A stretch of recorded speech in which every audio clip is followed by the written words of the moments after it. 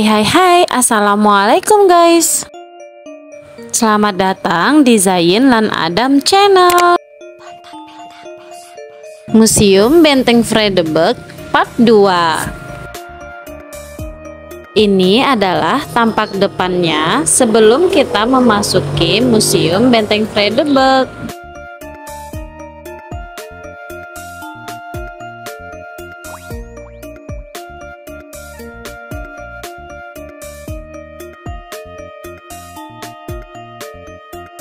Dan ini adalah tampak dalamnya ketika kita sudah melewati gerbang Museum Benteng Vredenburg.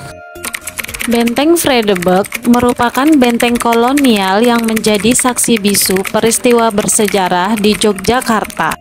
Benteng yang terletak di dekat Gedung Agung dan Keraton Yogyakarta ini mulai dibangun pada abad ke-18, lebih tepatnya pada tahun 1760.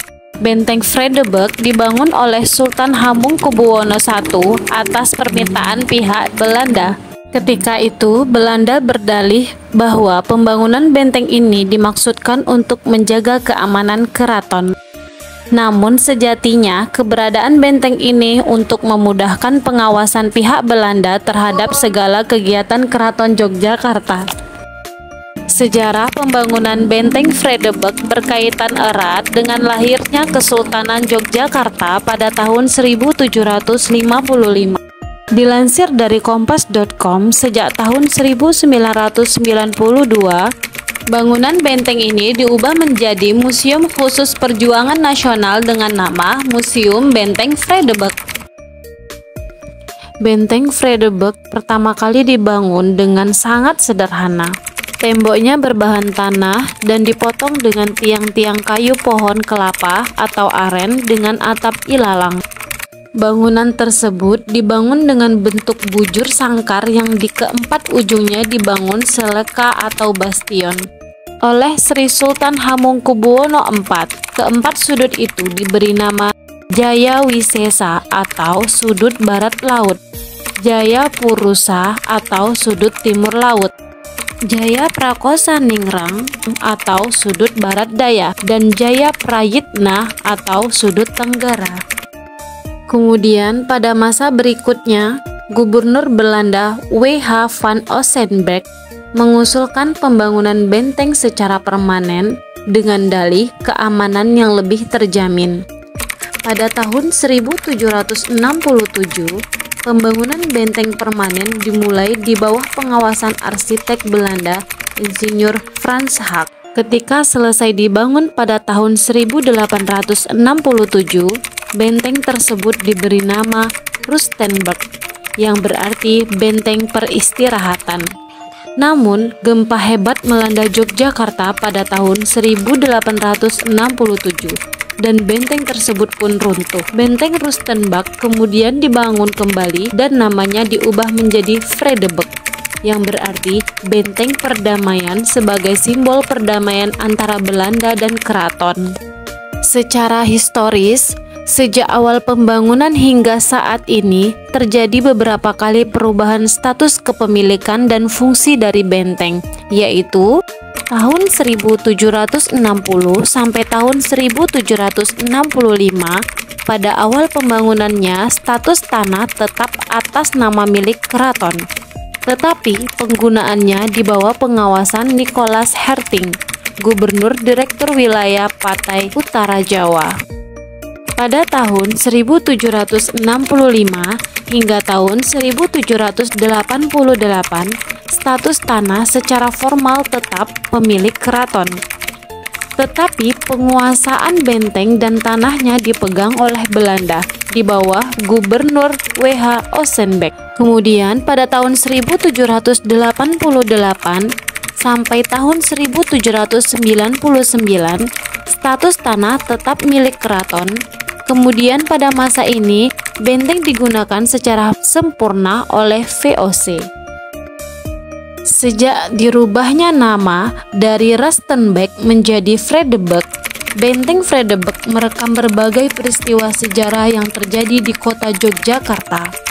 mulai dari penguasaan Inggris pada tahun 1811 sampai tahun 1816, di mana terjadinya peristiwa bersejarah yaitu penyerangan serdadu Inggris dan kekuatan-kekuatan pribumi ke Keraton Yogyakarta yang dikenal sebagai peristiwa Geger Sepoi. Pada 5 Maret tahun 1942, Benteng Vredenburg sempat diambil alih oleh tentara Jepang ketika menduduki kota Yogyakarta. Selain digunakan sebagai markas kempetai dan gudang senjata, Benteng Vredenburg juga digunakan sebagai tempat tawanan orang Belanda dan Indonesia yang melawan Jepang.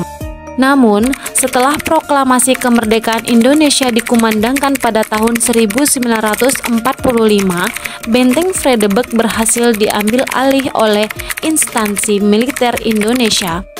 Namun, Belanda melalui agresi militer II pada tanggal 19 Desember tahun 1948 berhasil menguasai kembali Benteng Vredenburg. Selain digunakan sebagai tempat penyimpanan alat-alat tempur, Belanda juga menggunakan benteng ini sebagai markas dinas rahasia Belanda. Hingga akhirnya pada serangan umum 1 Maret pada tahun 1949, TNI beserta sejumlah elemen masyarakat berhasil menguasai Benteng Vredenburg selama 6 jam. Kemudian, pasca mundurnya pasukan Belanda dari Yogyakarta pada tanggal 29 Juni tahun 1949, pengelolaan Benteng Vredenburg dipegang oleh APRI atau Angkatan Perang Republik Indonesia. Dilansir dari detikjateng.com, museum dengan citra yang menarik adalah museum yang memberikan pelayanan edukasi dan rekreasi, sehingga masyarakat tertarik untuk datang ke museum. Museum Benteng Vredenburg memiliki berbagai diorama sejarah Indonesia, mulai dari masa perjuangan sebelum proklamasi kemerdekaan hingga masa Orde Baru. Terdapat pula koleksi-koleksi benda, foto, dan lukisan bersejarah tentang perjuangan nasional di Indonesia. Museum Benteng Vredenburg juga melengkapi berbagai diorama koleksi yang ada dengan fitur touchscreen yang mendukung penggunaan media pembelajaran yang interaktif dan mengikuti perkembangan zaman. Secara keseluruhan, diorama yang disajikan di Museum Benteng Vredenburg Yogyakarta menceritakan peristiwa-peristiwa bersejarah di Yogyakarta, sejak meletusnya Perang Diponegoro sampai dengan masa Orde Baru yang divisualkan dalam bentuk diorama pencanangan P4 atau Pedoman Pelaksanaan Pengamalan Pancasila oleh Presiden Soeharto pada tahun 1974. Rangkaian cerita sejarah tersebut diwujudkan dalam 55 buah diorama yang disajikan dalam 4 ruang pameran tetap. Ruang diorama 1 menempati gedung M3 berjumlah 11 buah, yang saat ini sedang kita kunjungi. Ruang diorama 2 menempati M1 dan M2 sebanyak 19 buah.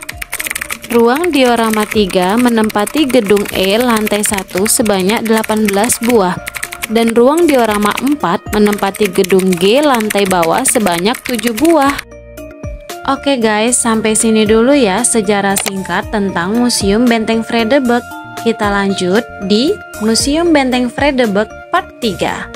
Terima kasih guys. Wassalamualaikum warahmatullahi wabarakatuh.